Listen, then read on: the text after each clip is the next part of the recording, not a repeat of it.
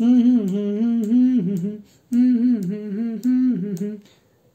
Friends, जो मैं गाना गुनगुना रहा हूँ, क्या आप बता सकते हैं कि वो गाना कौन सा है? कमेंट बॉक्स में लिखिए। छोटा हिंट दे देता हूँ, ये टोनी कक्कड़ का काफी फेमस गाना है। Anyway, hello and welcome to my channel learn English with Ram. आज हम पढ़ेंगे ग्लिम्पसेस ऑफ इंडिया का first part, a baker from Goa, उसकी समरी और long answer type question. So पहले हम समरी जान लेते हैं। उससे पहले एक छोटा सा क्वेश्चन, क्या आपको पता है कि भारत का जो इतिहास है, अंग्रेजों के अलावा डच, फ्रांसीसी और पुर्तगालियों का भी इतिहास रहा है।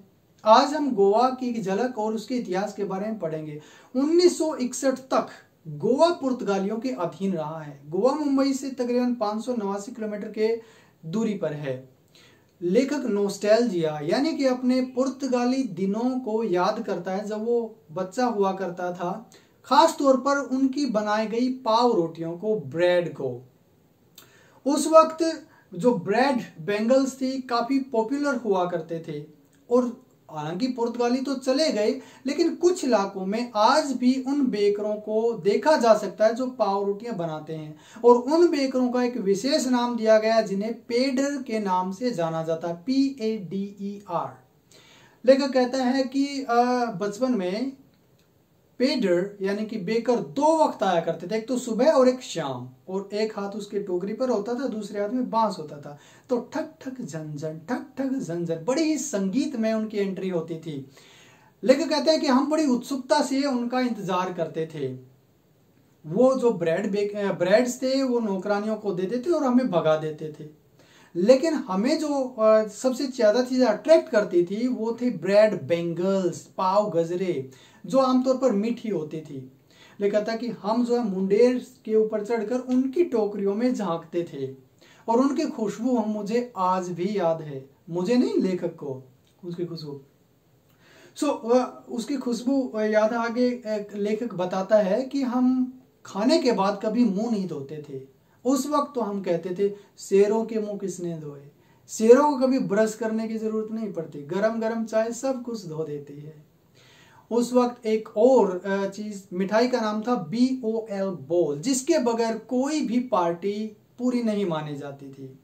और लड़की की शादी पर सैंडविच बनाए जाते थे। क्रिसमस और दूसरे त्योहारों पर केक और बोलिन हास, ये वर्ड याद रखना, ये मिठाइयां बनाई जाती थी। उस वक्त जो बेकर थे एक पिक्यूलियर ड्रेस, एक अलग तरह की ड्रेस पहनते थे जिसे कबाई, KABAI के नाम से जाना जाता था, और एक कमीज और हाफ पैंट, जिसे आप हाफ पैंट यानी कि घुटनों से ऊपर की पैंट, वो पहनते थे। और आज भी अगर लोग उस तरह की ड्रेस पहनते हैं तो उसकी तुलना लोग बेकर से कर देते हैं। बेकर अपने पूरे महीने का हिसाब किताब एक दीवार पर पेंसिल से करते थे। उस वक्त बेकिंग का जो व्यवसाय था काफी प्रॉफिटेबल था, उनका परिवार काफी खुशहाल था। इसलिए जो आजकल पे उस वक्त जो लोग कटहल की तरह मोटे ताजे दिखाई देते थे, तो उनकी तुलना लोग बेकर से कर देते थे। तो आज इसमें जो क्वेश्चंस हैं, मैं एक्सपेक्टेड क्वेश्चंस बता देता हूं। क्या, how is the bread making still popular in Goa?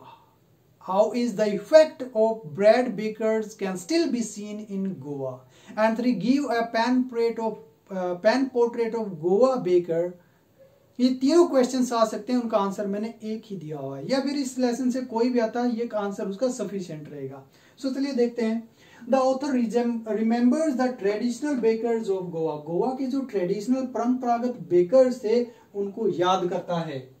There are still the mixers, अब भी वहां पर मिक्सर्स, मिक्स करने वाले आटे को, आटा जो इसे मिक्स करते हैं, मोल्डर्स, सांचे, एंड बेकर्स इन गोवा, आज भी विद्यमान है।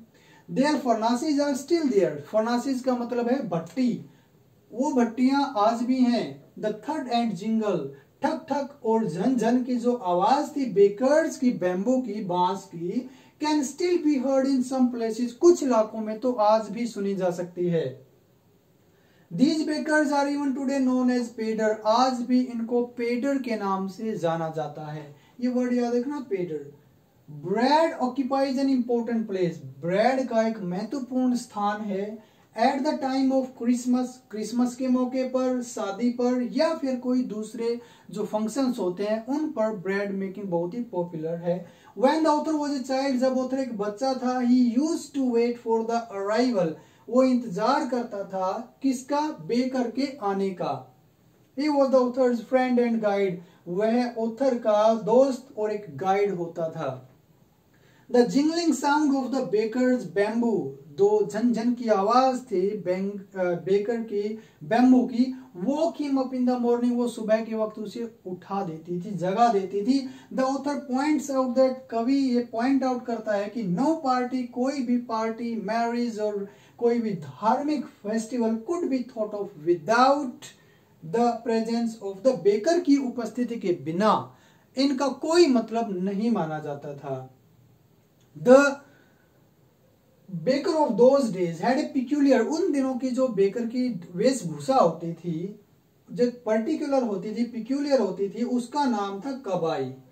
The baker usually collected his bills, अपने बिल यूजुअली आमतौर पर कलेक्ट करते थे at the end of the month, के अंत में, on some wall, in pencil से किसी दीवार पर वो नोट कर लेते थे।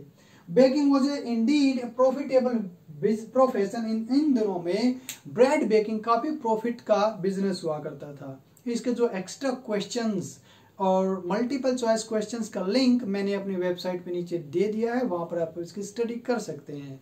आपको वीडियो पसंद आता है please like share and subscribe. Thank you.